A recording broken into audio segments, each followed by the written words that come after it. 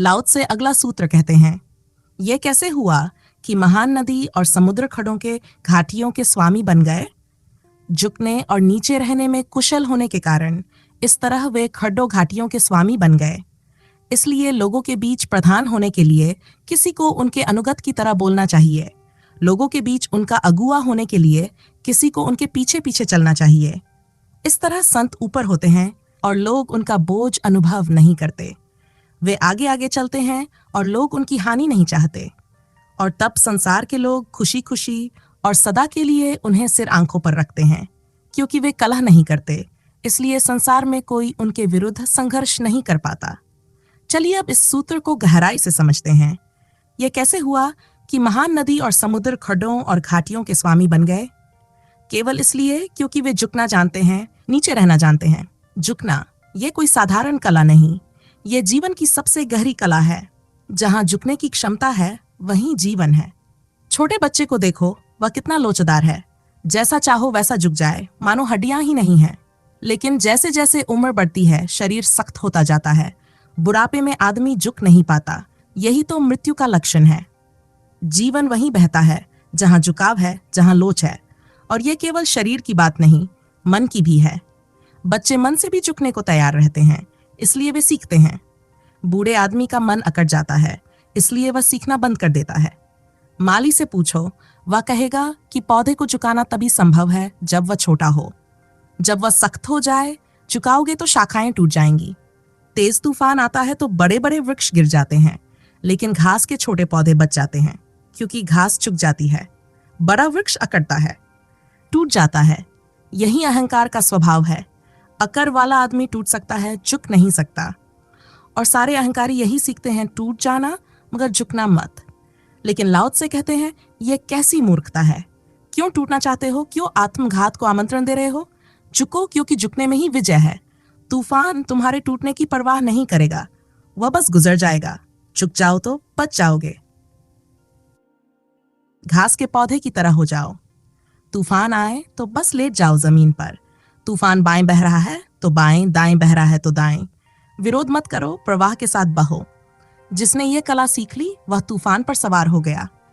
तब तूफान उसे मिटा नहीं सकता। जब तूफान चला जाता है तो बड़े वृक्ष उखड़े पड़े रहते हैं, लेकिन घास फिर लहलहा उठती है और पहले से भी ज्यादा ताजा। तूफान केवल उनकी धूल झाड़ गया होता है। लाओ से कहते हैं, जब कोई तुम्हें झुकाने आए उससे पहले ही झुक जाओ। उसे यह अवसर मत दो कि वह तुम्हें झुकाए। जैसे पिता अपने छोटे बच्चे से खेलते हुए कुश्ती करता है। बच्चा छाती पर सवार हो जाता है और कहता है, मैं जीत गया। तो पिता मुस्कुराता है, यही उसकी श्रेष्ठता है। जो समझदार होता है वह बच्चे को जीतने देता है, क्योंकि जीतने में आनंद बच्चे का है, लेकिन प्रेम और बोध पिता का। मूर्ख वही है जो बच्चे से सच में लड़ने लगे। लड़ाई मूर्खता है, झुक जाना समझदारी। लाओ त्से कहते हैं, अंततः बच्चा बड़ा होगा और जानेगा कि पिता की हार में ही प्रेम था। जो लड़ता है वह नासमझ है। लड़ाई जीतकर भी वह हार जाता है, क्योंकि लड़ने की लत उसे नष्ट कर देती है। पोपटलाल की कहानी सुनो। वह रोज एक ढाबे में बैठता था। एक लड़का उसकी छतरी पर हाथ मारकर गिरा देता था। पोपटलाल कभी कुछ नहीं कहता। लोग बोले, इसको एक दिन सबक सिखाओ। उसने कहा, रुको, जिंदगी खुद इसे सिखा देगी। कुछ दिनों बाद वही लड़का आया, लेकिन उस दिन वहां एक गैंगस्टर बैठा था जिसके पास उसी रंग की छतरी थी।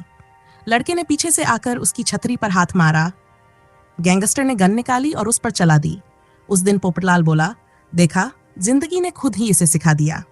नासमझ भले जीत जाए, अंत में हारता है, क्योंकि जीतने की लत उसे खा जाती है। समझदार हारता चला जाता है, क्योंकि वह धारा के साथ बहता है। जो धारा के विपरीत तैरता है उसकी सारी ऊर्जा नष्ट हो जाती है और अंत में वह थककर हार ही जाता है। लेकिन जो धारा के साथ बहता है वह कभी पराजित नहीं होता, क्योंकि जो पहले ही झुक गया उसे कोई झुका नहीं सकता। जिसने कभी अपने अहंकार की घोषणा ही नहीं की उसे कोई चोट नहीं पहुंचा सकता। लाओ त्से कहते हैं, घाटियां और खड्डें समुद्रों और नदियों से भर गई हैं, क्योंकि वे नीचे हैं। सागर की महानता इसी में है कि वह सबसे नीचे है। छोटे छोटे झरने भी उससे ऊपर हैं, पर क्योंकि वह नीचे है सब उसमें आकर मिलते हैं। जो ऊंचा रहेगा वह सूख जाएगा, जो नीचे रहेगा उसकी ओर सारे झरने बहेंगे। एक बहुत बड़ा रहस्य है। अगर तुम किसी संत के चरणों में झुको तो लाभ होता है। क्योंकि संत की ऊर्जा तुम्हारी ओर बहती है। लेकिन अगर तुम किसी असंत के चरणों में झुको तब भी लाभ होता है, क्योंकि असंत की जो दूषित दुर्गंध भरी ऊर्जा है वह नीचे नहीं जा सकती। दुर्गंध हमेशा ऊपर उठती है, नीचे नहीं जाती। असंत का व्यक्तित्व अहंकार का व्यक्तित्व होता है। उससे कुछ सीखना हो तो अकड़ कर जाना, तभी तुम्हारी उससे मित्रता बनेगी, क्योंकि बुराई का अर्थ है दो अहंकारों का मिलन। अगर तुम झुकोगे तो वह तुम्हें बिगाड़ नहीं पाएगा। यही बड़ा रहस्य है। इसीलिए पूरब में झुकना सहज कर दिया गया। किसी के भी चरणों में झुक जाना, इसमें कोई हिचक नहीं। अगर सामने वाला भला है तो उसकी कृपा बहेगी, अगर बुरा है तो उसकी बुराई तुम तक पहुंच ही नहीं पाएगी, क्योंकि बुरे का संपर्क अहंकार से होता है, विनम्रता से नहीं। अगर तुम शैतान के सामने भी झुक जाओ तो वह तुम्हारा कुछ बिगाड़ नहीं सकेगा। राबिया का उदाहरण है। कुरान में लिखा था शैतान से घृणा करो, उसने ये वाक्य काट दिया। एक फकीर हसन उसके घर आया, उसने देखा और कहा यह तो कुफ्र है, कुरान में कोई बदलाव नहीं कर सकता। राबिया ने कहा मैंने ये इसलिए किया क्योंकि मैंने परमात्मा के चरणों में झुकने का रहस्य जाना। समझा कि परमात्मा प्रेम से मिलता है और शैतान घृणा से। अगर मैं शैतान से भी घृणा करूं तो वह मेरे जीवन में बना रहेगा। इसलिए अब मैं शैतान के सामने भी वैसे ही झुकती हूं जैसे परमात्मा के सामने। तब से शैतान से मैं सुरक्षित हूं और परमात्मा की कृपा मुझ पर बहने लगी है। तो झुकना किसी गुरु के प्रति ही नहीं, बल्कि हर जगह होना चाहिए। बुरे से बुरे आदमी के सामने भी झुक जाओ, क्योंकि झुकते ही उसकी बुराई तुम्हारे प्रति निरस्तर हो जाती है। वह तुम्हारे लिए भला बन जाता है, भले ही दुनिया के लिए बुरा बना रहे। इसलिए यह मत सोचो कि किसके सामने झुकना है। झुकना स्वयं में एक कीमिया है, ऐसा रहस्य जिससे हर जगह लाभ ही लाभ है। पूरब ने जब झुकने का रहस्य समझ लिया तो वह कहीं भी झुकने लगा, नदी, पहाड़, वृक्ष, पत्थर, सबके सामने, क्योंकि झुकने में ही पाना है। जितना झुकोगे उतना पाओगे। वृक्ष के सामने विनम्रता से झुको और तुम अनुभव करोगे कि एक ताजी ऊर्जा तुम्हारी ओर बह रही है। वृक्षों की ऊर्जा बहुत शुद्ध है, क्योंकि वे अभी मनुष्य नहीं बने हैं, विकृत नहीं हुए हैं। मनुष्य पागल होता है, जानवर थोड़े बहुत, लेकिन वृक्ष सब स्वस्थ हैं, पवित्र हैं, हरे हैं। अगर तुम वृक्ष के सामने झुकोगे तुम ताजे होकर लौटोगे, जैसे भीतर की सारी धूल झड़ गई हो। झुकना आत्मा की कुंजी है, इससे हर ताला खुलता है। बुरे से सुरक्षा भी, भले का आशीर्वाद भी, ये मास्टर की है। पहले तो लगेगा कि ये पागलपन है, किसी पेड़ के सामने झुकना, लेकिन जल्द ही अनुभव होगा कि कुछ तुम्हारे भीतर उतर रहा है, कुछ बह रहा है जो मन को तरोताजा कर देता है। और जब तुम एक बार झुकने का आनंद जान लेते हो तब कोई तुम्हें अकड़ कर खड़ा नहीं कर सकता, क्योंकि तब तुम जान लोगे अकड़ मृत्यु है, झुकना जीवन है। लाओ त्से आगे कहते हैं झुकने और नीचे रहने में कुशल होने के कारण पहले झुकना सीखो, फिर दूसरा कदम है नीचे रहना सीखो। गुरु मिले तुम झुको, वृक्ष के पास गए झुको, नदी के किनारे पहुंचे झुको, लेकिन धीरे धीरे झुकना आदत नहीं, तुम्हारा स्वभाव बन जाए, फिर तुम नीचे ही बने रहते हो, जैसे एक गड्ढा जो सदा नीचा रहता है और जिसके पास सब धाराएं आकर ठहर जाती हैं। जब तक तुम बार बार ऊंचे होते हो तब तक झुकना पड़ता है, लेकिन जब तुम्हारा स्वभाव ही नीचा हो जाए तब झुकना अपने आप हो जाता है। तिब्बत में एक साधना है, शिष्य को दिन में 5000 बार गुरु की दिशा में झुकना होता है। गुरु कहीं भी हो, 1 मील 2 मील दूर, बस उसकी दिशा में झुकना है। गुरु तो बस एक बहाना है, असली साधना झुकने की है। पश्चिम के लोग इसे समझ नहीं पाते। वे पूछते हैं सूर्य को नमस्कार करने से क्या होगा, लेकिन बात सूर्य की नहीं, बात झुकने की है। सूर्य तो केवल बहाना है, साधना झुकने की है। तो पहला कदम है झुकना, दूसरा कदम है नीचे होना। जब तुम नीचे होना सीख लोगे तब सारा अस्तित्व तुम्हारी ओर बहेगा। तुम्हारी संपदा कभी खत्म नहीं होगी, जितना बांटोगे उतना बढ़ेगा, क्योंकि तब तुम सागर की तरह बन जाओगे, नीचे लेकिन असीम। तुम्हारे भीतर तब अमृत बहता रहेगा और तुम बांटते जाओगे, फिर भी कुछ घटेगा नहीं। झुकने में ही जीवन है, नीचे होने में ही अनंतता है। अगर तुमने लोगों के आगे होने की कोशिश की तो लोग तुम्हें पीछे धकेल देंगे, क्योंकि लोग अहंकार से भरे हैं, पागल हैं। जैसे ही तुम आगे बढ़ने की चेष्टा करते हो उनका अहंकार जल उठता है, लेकिन अगर तुम पीछे हो जाओ, झुक जाओ, तो वही लोग तुम्हें सिर आंखों पर उठा लेते हैं, क्योंकि तब तुम उनके अहंकार को नहीं छूते। लाओ त्से कहते हैं अगर सच में आगे होना है तो कला है पीछे होना। लेकिन याद रखना, अगर तुम आगे होने के लिए ही पीछे हो रहे हो तो तुम धोखा दे रहे हो। फिर ये पीछे होना असली नहीं है, तुम अपने भीतर ही छल कर रहे हो। बायजीद का एक शिष्य 20 साल तक साधना करता रहा। उसने कहा, गुरुदेव, मैंने वासना को छोड़ा, धन को छोड़ा, लेकिन ना कोई स्त्री आई, ना धन की देवी। बायजीद मुस्कुराया और बोला, वह आएगी भी नहीं, क्योंकि तुम बार बार पीछे मुड़कर देख रहे हो। तुमने त्याग तो किया, पर निगाहें अब भी आस लगाए हैं। जो पीछे मुड़कर देखता है उसने त्याग नहीं किया, उसने केवल इंतजार को रूप दे दिया। अगर तुम श्रेष्ठ होना चाहो इसलिए पीछे खड़े हो जाओ तो तुम कभी लाओ त्से को नहीं समझ पाओगे, क्योंकि जो पीछे होता है वह इसलिए नहीं होता कि कोई उसे उठाए, बल्कि इसलिए कि उसे अब आगे होने की जरूरत नहीं है। उसके भीतर ही गरिमा है। जब कोई पीछे खड़ा होता है, विनम्र होता है, तो वही श्रेष्ठ हो जाता है। लेकिन यह श्रेष्ठता उसकी चाह से नहीं, उसके स्वभाव से आती है। जो आगे होने की इच्छा में पीछे होता है वह अब भी उसी दौड़ में है, बस दिशा बदल गई है। उसका दिया अभी बुझा है। और जो सच में पीछे होता है उसे किसी की स्वीकृति की जरूरत नहीं, वह किसी के उठाने की प्रतीक्षा नहीं करता, वह अपने भीतर दीपित है। वही सच्चा श्रेष्ठ है। संत कभी आदेश नहीं देते, वे केवल उपदेश देते हैं। आदेश देना राजा का काम है, उपदेश देना प्रेम का। संत कहते हैं, मानो तो ठीक, ना मानो तो भी ठीक। बुद्ध ने कहा था, जब तक कोई 3 बार ना पूछे मैं उत्तर नहीं दूंगा, क्योंकि जो पहली बार पूछता है शायद केवल जिज्ञासु है, दूसरी बार पूछता है तो थोड़ा प्यासा है, तीसरी बार पूछे तो समझो उसकी आत्मा उत्तर के लिए तैयार है, तभी उत्तर दिया जा सकता है। और बुद्ध 3 बार उत्तर भी देते थे, क्योंकि सुनने वाला कितना भी तैयार हो वह सोया है। एक बार में ना सुने तो दूसरी बार नहीं तो तीसरी बार शायद सुन ले। जीसस ने कहा, अगर कोई तुम्हारे साथ दुर्व्यवहार करे तो 7 बार क्षमा कर देना। एक शिष्य ने पूछा, 8वीं बार क्या करें? जीसस ने कहा, 7 नहीं 77 बार। और अगर फिर पूछो कि उसके बाद क्या, तो मैं कहूंगा 777 बार, क्योंकि यह गिनती की बात नहीं है, यह भाव की बात है। क्षमा कर देना, बस यही सार है। एक ईसाई फकीर के साथ ऐसा हुआ। किसी ने उसके गाल पर थप्पड़ मारा तो उसने दूसरा गाल आगे कर दिया। वह व्यक्ति भी शातिर था, उसने दूसरे गाल पर भी मारा। तब फकीर झपटा और उस पर सवार हो गया। लोग बोले, ये क्या किया? जीसस ने कहा था, बाएं पर मारे तो दायां आगे कर देना। अब उसके आगे कुछ कहा नहीं है, अब मैं स्वतंत्र हूं। देखो, सिद्धांत पूरे होते ही मनुष्य का असली स्वरूप प्रकट हो जाता है, लेकिन भूल यह मत करना कि प्रथम होने के लिए अंतिम बनो। अगर ऐसा करोगे तो पछताओगे, क्योंकि तब भी तुम उसी दौड़ में हो, बस रास्ता बदल गया है। इससे तो अच्छा है तुम ईमानदारी से प्रथम होने की कोशिश में ही लगे रहो। कम से कम यह तो नहीं कहोगे कि लाओ त्से की शिक्षा ने तुम्हें उलझा दिया। पीछे खड़े हो गए और कोई आया नहीं, ना बैंड बजे, ना स्वागत हुआ। लाओ त्से की बात सीधी है, जो सच्चे अर्थों में पीछे होता है वही वास्तव में आगे होता है, क्योंकि वह अब किसी दौड़ में नहीं है, वह अपने भीतर ठहरा हुआ है, शांत, पूर्ण। लाओ त्से कहते हैं, लोगों के बीच उनका अगुआ होने के लिए किसी को उनके पीछे पीछे चलना चाहिए। ध्यान रखना, यह चाह की बात नहीं है, यह परिणाम की बात है। अगर तुम पीछे पीछे चलोगे तो एक दिन अचानक पाओगे कि तुम आगे हो गए हो, लेकिन अगर तुम चाह रखो कि पीछे चलकर आगे हो जाऊं तो लाओ त्से का सिद्धांत काम नहीं करेगा, क्योंकि चाह जैसे ही आती है, तुम पीछे नहीं रहे, तुम फिर आगे हो गए। लाओ त्से की बात साधन नहीं है, वह साध्य है।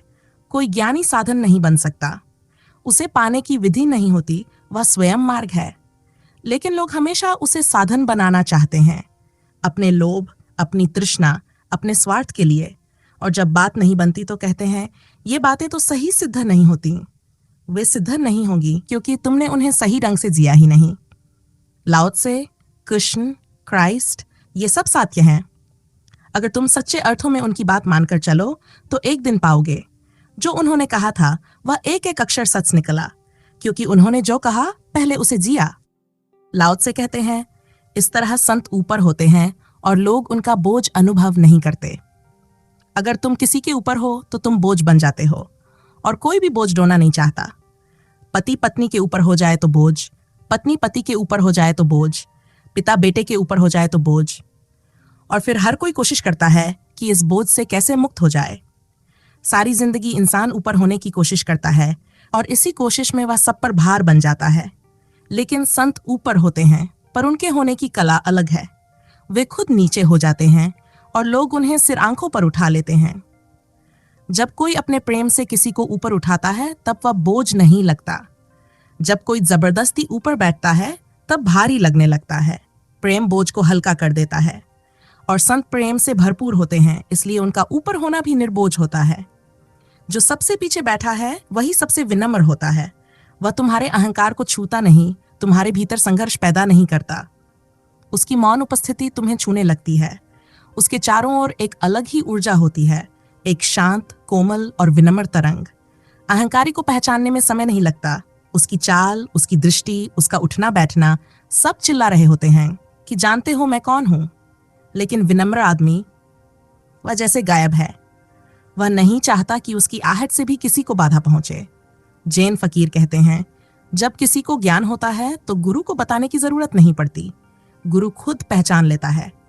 रिंजाई जब ज्ञान को प्राप्त हुआ तो जैसे ही वह गुरु की झोपड़ी की सीढ़ियां चढ़ रहा था, भीतर से गुरु ने आवाज लगाई, रिंजाई पा गया। शिष्य हैरान हो गए। गुरु ने देखा भी नहीं, फिर कैसे जान लिया? गुरु ने कहा, अहंकारी चलता है तो उसकी पगध्वनि अलग होती है। वह चलता है जैसे दुनिया से कह रहा हो, हटो मैं आ रहा हूं। लेकिन जब विनम्र आदमी चलता है तो उसकी चाल में माधुर्य होता है। उसके पैर ऐसे चलते हैं कि किसी के संगीत में भी व्यवधान ना पड़े, किसी की शांति भंग ना हो। वह आता है जैसे छाया। रिंजाई ने बाद में एक गीत लिखा, जब कोई ज्ञान को उपलब्ध हो जाता है वह ऐसा हो जाता है जैसे वृक्ष की छाया सीढ़ियां बुहारती है लेकिन धूल नहीं उड़ती। और एक और गीत, जैसे बगुलों की कतार आकाश में उड़ती है।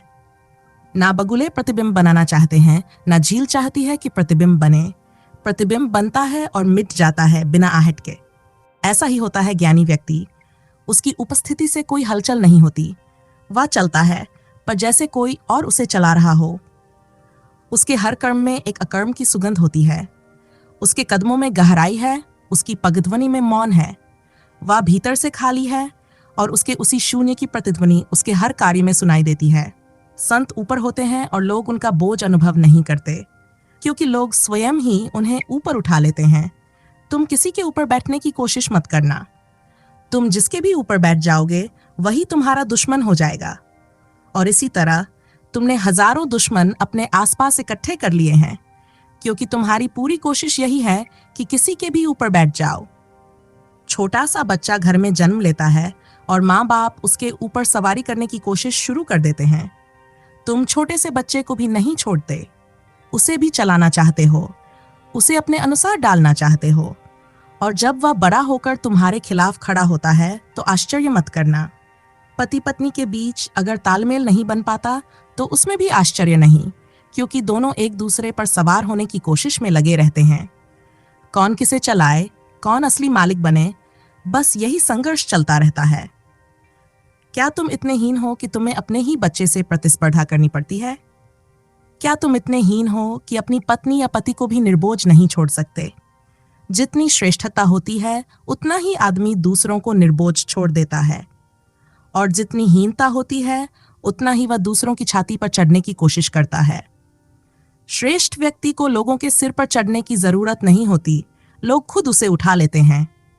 और निकृष्ट व्यक्ति, उसे तो खुद सीढ़ी लगाकर चढ़ना पड़ता है, क्योंकि कौन उसे सिर पर बिठाएगा। इसी कारण राजनीति निकृष्ट लोगों का धंधा बन गई है। राजनीति वो सीढ़ी है जिसे वे पूरे समाज की छाती पर चढ़ जाते हैं। श्रेष्ठ व्यक्ति अगर तुम्हारे सिर पर बिठा दिया जाए तो भी कहेगा, क्षमा करो, मुझे नीचे उतरने दो, क्यों व्यर्थ कष्ट कर रहे हो? क्योंकि उसे किसी के सिर पर बैठकर श्रेष्ठ नहीं होना। उसकी गरिमा भीतर से आती है। सच्ची श्रेष्ठता को किसी दूसरे की मान्यता की जरूरत नहीं होती। तुम्हारे प्रधानमंत्री या राष्ट्रपति को अकेले जंगल में भेज दो, भीड़ हटते ही उनका कद भी छोटा पड़ जाएगा। वहां वृक्षों के पंछी भी उनसे अधिक महान लगेंगे, क्योंकि उनकी सारी शक्ति भीड़ के सिरों पर टिके सिंहासन पर थी। जब वो सिर ही नहीं रहे तो सिंहासन भी चला गया। नेपोलियन जब हार गया तो उसे सेंट हेलेना द्वीप पर कैद कर दिया गया। एक समय का सम्राट अब एक बंदी बनकर रह गया था, पर फिर भी उसकी अकड़ नहीं गई। कपड़े सड़ गए, फट गए, लेकिन उसने बदले नहीं। बोला, ये सम्राट के कपड़े हैं, नए कपड़े पहनूंगा तो वो कैदी के होंगे। मरते वक्त लिखा, मैं अब सम्राट नहीं हूं, पर मैं एक हारा हुआ सम्राट तो हूं ही। लेकिन हारे हुए सम्राट का क्या अर्थ है? मनुष्य जितना भीतर से हीन होता है, उतना ही बाहर अकड़ दिखाता है। जितना भीतर खालीपन होता है, उतनी ही बाहर सजावट की जरूरत महसूस होती है। जितनी भीतर अंधकार की पीड़ा, उतनी ही बाहर रोशनी की चकाचौंध। ध्यान रखना, जो दूसरों पर सबसे ज्यादा अकड़ दिखाता है, वही भीतर सबसे छोटा होता है। महान व्यक्ति में अकड़ नहीं होती, वह ऐसा होता है जैसे हो ही ना। महानता का दूसरा नाम है शून्यता। जब तुम किसी के भीतर वह शून्यता देखते हो, तब तुम्हारा सिर अपने आप झुक जाता है। संत ऊपर होते हैं, अपने कारण नहीं, बल्कि इसलिए कि लोग उन्हें ऊपर उठा लेते हैं, क्योंकि उन्हें ऊपर उठाने में ही लोग स्वयं उड़ने लगते हैं। जितना तुम संत को ऊपर उठाते हो, उतना ही तुम भी ऊपर उठते हो। लेकिन निकृष्ट को ऊपर बिठाना खतरनाक है। जितना तुम उसे ऊपर बिठाते हो, उतना ही तुम नीचे दबते जाते हो। गुलाम होना बुरा है, क्योंकि जब तुम किसी के अधीन होते हो तो तुम्हारी आत्मा सिकुड़ जाती है। लेकिन दास होना अलग बात है। गुलामी परतंत्रता है, पर दासता, वह तो स्वतंत्रता का शिखर है। गुलाम को मजबूर किया जाता है, पर दास अपने प्रेम से झुकता है। इसलिए कबीर कहते हैं, कहे दास कबीर। कबीर का ये दास गुलाम नहीं है, यह तो स्वेच्छा से झुकने की कला है। यह अपने को कुछ ना मानने की साधना है। अपने को मिटा देने में ही उसकी मुक्ति है। लाओ से आगे कहते हैं, वे आगे आगे चलते हैं और लोग उनकी हानि नहीं चाहते। लेकिन जब तुम आगे चलना चाहोगे, लोग तुम्हारी हानि चाहेंगे, क्योंकि तुम उनके आगे होने की जगह छीन लेते हो। तुम उनके लिए बाधा बन जाते हो, और जब तुम किसी की राह में बाधा बनो, तो वह तुम्हारा मित्र नहीं रह सकता। यही कारण है कि राजनीति में कोई सच्चा दोस्त नहीं होता। राजनीति में दो ही तरह के लोग होते हैं, प्रकट दुश्मन और अप्रकट दुश्मन। और अप्रकट दुश्मन सबसे खतरनाक होता है। मैकियावेली ने अपनी प्रसिद्ध पुस्तक दी प्रिंस में लिखा था, राजनीतिज्ञ को कभी किसी को अपना सच्चा मित्र नहीं मानना चाहिए, क्योंकि जो आज मित्र है वह कल शत्रु हो सकता है। उसने ये भी कहा कि किसी शत्रु के बारे में ऐसी बात कभी मत कहना जो भविष्य में मित्रता के रास्ते में बाधा बने, क्योंकि राजनीति में सब कुछ बदल सकता है। आज का मित्र कल शत्रु और आज का शत्रु कल मित्र। राजनीतिज्ञ के आसपास जो लोग होते हैं, वे भी छिपे हुए शत्रु होते हैं। सबकी निगाह उस कुर्सी पर होती है जिस पर वह बैठा है। कोई बाहर से चढ़ने की कोशिश करता है, तो कोई भीतर से तुम्हें हटाने की। इसलिए राजनीति में कोई भी मित्र नहीं हो सकता, क्योंकि वही महत्वाकांक्षा जो तुम्हें वहां लाई है, वही दूसरों को भी भीतर भीतर खींचती है। इंदिरा गांधी को डर केवल जयप्रकाश नारायण से नहीं था, उतना ही डर उन्हें यशवंतराव चौहान से भी था, क्योंकि बाहर के दुश्मन से तो सुरक्षा आसान होती है, भीतर के दुश्मन से नहीं। इसीलिए हर राजनेता को अपने मंत्रिमंडल में हलचल बनाए रखनी पड़ती है। कभी किसी को जमने नहीं देना, क्योंकि अगर किसी को यकीन हो जाए कि वह सुरक्षित है, तो वह अगली कुर्सी की तरफ देखना शुरू कर देगा। इसलिए कुर्सी हिलती रहनी चाहिए, ताकि ऊर्जा वहीं टिके रहे और कोई आगे ना बढ़ सके। राजनीति में मित्रता असंभव है, क्योंकि जहां महत्वाकांक्षा है, वहां प्रेम नहीं टिक सकता। हम सब अगर महत्वाकांक्षी हैं, तो हम सब एक दूसरे के दुश्मन हैं, क्योंकि हम सब वही पाने की कोशिश कर रहे हैं जो सीमित है, पद, धन, प्रतिष्ठा। और इस सीमित चीज को पाने की दौड़ में सारा संसार एक दूसरे से टकरा रहा है। ऊपर से हम विनम्र दिखते हैं, शालीन बातें करते हैं, लेकिन भीतर संघर्ष चल रहा है।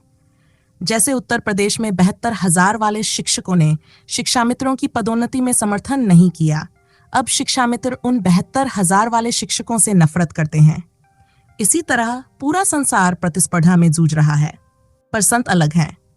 संत आगे नहीं चलते, लोग उन्हें पकड़कर आगे ले जाते हैं, और जैसे ही लोग उन्हें छोड़ देते हैं, वे फिर पीछे चले जाते हैं, क्योंकि संत को आगे होने की कोई आवश्यकता नहीं। इस देश की अनूठी परंपरा रही है कि जंगल में रहने वाले ऋषियों को सम्राट से ऊपर स्थान मिला। जिन्होंने सब कुछ त्याग दिया, वे उन लोगों से भी ऊंचे हो गए जिनके पास सब कुछ था। एक बार बुद्ध एक गांव में आए। उस राज्य का सम्राट नया था, अभिमान से भरा हुआ। उसके वजीर ने कहा, नगर के बाहर चलिए, बुद्ध का स्वागत करिए। सम्राट बोला, क्यों मैं जाऊं? वह एक भिक्षुक है, आना होगा तो स्वयं महल आ जाएंगे। वजीर मुस्कुराया और बोला, महाराज, फिर मेरा इस्तीफा स्वीकार कर लीजिए, क्योंकि इतने छोटे आदमी के नीचे काम करना मेरे बस की बात नहीं। सम्राट चौंक गया। छोटा आदमी? मैं तो सम्राट हूं। वजीर बोला, नहीं महाराज, आप सम्राट हैं, इसलिए छोटे हैं। बुद्ध कभी सम्राट थे, लेकिन उन्होंने साम्राज्य छोड़कर भिक्षा पात्र उठा लिया, इसलिए वह पात्र इस साम्राज्य से बड़ा है। आपने अभी त्याग नहीं जाना। आप अभी वहीं हैं जहां से बुद्ध बहुत आगे निकल गए। आप एक अवस्था पीछे हैं उनसे, इसलिए आपको जाकर उनके चरणों में झुकना होगा। यह पूरब की सबसे अनूठी घटना है, जहां जो सबसे पीछे है उसके चरणों में जो सबसे आगे है वह झुकता है, क्योंकि जो आगे है वह अभी भी दौड़ में है, महत्वाकांक्षा में है, और जो पीछे चला गया है वह मुक्त हो गया है। उसकी कोई प्रतिस्पर्धा शेष नहीं, कोई दौड़ नहीं, कोई तुलना नहीं। अब उसका धन बाहर नहीं, भीतर है। अब उसका प्रकाश भीतर जलता है, बाहर की रोशनियों की कोई जरूरत नहीं। अब चाहे बाहर घना अंधकार हो, चाहे सारी पृथ्वी खाली हो जाए, उसके भीतर की शांति, उसका आनंद, उसकी पूर्णता वैसी ही बनी रहती है। अब उसके लिए जंगल और बाजार में कोई अंतर नहीं रहा। अब लोग उसकी प्रशंसा करें या निंदा, कुछ भी फर्क नहीं पड़ता। जो इतनी आत्म गरिमा में प्रतिष्ठित है, जो भीतर से इतना संतुलित है, वही सच्चा संत है। वह आगे इसलिए नहीं चलता कि उसे चलना है, लोग ही उसे उठाकर आगे कर देते हैं, और जब लोग उसे छोड़ देते हैं वह फिर सहज ही पीछे लौट जाता है, अपने शून्य में, अपनी शांति में, अपने सत्य में। वे आगे आगे चलते हैं और लोग उनकी हानि नहीं चाहते, और तब संसार के लोग खुशी खुशी सदा के लिए उन्हें सिर आंखों पर रखते हैं, क्योंकि वे कलह नहीं करते। इसलिए संसार में कोई उनके विरुद्ध संघर्ष नहीं कर पाता। संत से लड़ना मुश्किल है, लड़ो तो हारो। संत को हराना असंभव है, क्योंकि संत की कोई जीतने की आकांक्षा ही नहीं होती। जो जीतना ही नहीं चाहता उसे कोई कैसे हरा सकता है? एक बार श्री रामकृष्ण से विवाद करने केशवचंद्र आए थे। उन्हें हराने की मंशा से आए थे, लेकिन हार कर लौटे, क्योंकि रामकृष्ण ने उनसे विवाद ही नहीं किया। केशवचंद्र तर्क दे रहे थे, ईश्वर नहीं है। हर बात को सिद्ध करने की कोशिश कर रहे थे, लेकिन हर बार रामकृष्ण उठकर उन्हें गले लगा लेते और कहते, वाह, बहुत सुंदर कहा तुमने, बिल्कुल ठीक कहा। थोड़ी देर में केशवचंद्र चकित हो गए। अब करें क्या? जो भीड़ आई थी रामकृष्ण को पराजित देखने, वह भी उलझ गई। ये कैसा विवाद है? केशवचंद्र ने कहा, आप मेरी हर बात मान रहे हैं, क्या ये आपकी पराजय नहीं है? रामकृष्ण ने हंसते हुए कहा, मैंने कभी जीतने का दावा ही नहीं किया। तुम्हारी जैसी बुद्धि को मुझ जैसे गंवार से कोई कैसे जीत सकता है? यह असंभव है। लेकिन एक बात कहता हूं, मैं अशिक्षित हूं, पर तुम्हें देखकर मुझे विश्वास हो गया कि परमात्मा है। इतनी प्रतिभा, इतना तर्क, इतना सौंदर्य, यह पदार्थ से कैसे पैदा हो सकता है? तुम मिट्टी पत्थर नहीं हो, तुम्हारे भीतर कोई संगीत है जो बताता है कि परमात्मा है। तुम्हें देखकर मेरा सारा संदेह मिट गया। केशवचंद्र नतमस्तक हो गए, क्योंकि वहां जीतना संभव ही नहीं था। संत किसी सिद्धांत को सिद्ध नहीं करते, वे स्वयं सिद्धांत बन जाते हैं। संत का जीवन ही उनका प्रमाण है। संत के जीवन के सामने कोई तर्क टिकता नहीं, क्योंकि तर्क की आधी आस्था के दीप को बुझा नहीं सकती, बल्कि बड़ी आग के सामने तो हवा घी का काम करती है। छोटा दिया हवा से बुझ जाता है, लेकिन आग बड़ी हो जाए तो वही हवा उसे और भड़काती है। संत वही बड़ी आग हैं। तुम विवाद लाओगे तो वही उन्हें और प्रज्वलित करेगा।